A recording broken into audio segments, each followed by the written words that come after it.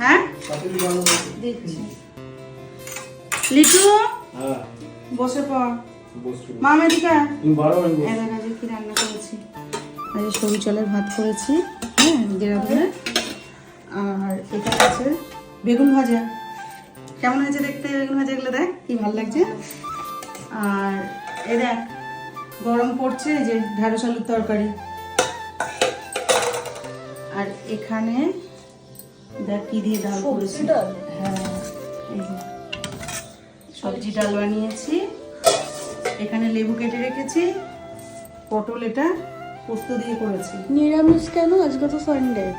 নিরামিষ বলতে রাত্রেবেলা কিছু একটা করব, তো এবেলা এই দিয়েই চালিয়ে নিতে হবে, ঠিক আছে? বুঝেছ? এই দিয়ে কষ্ট করে খেয়ে নাও। আর এখানে এই যে এটা একটু হেল্প কর না, এই যে ফল কেটে রেখেছি।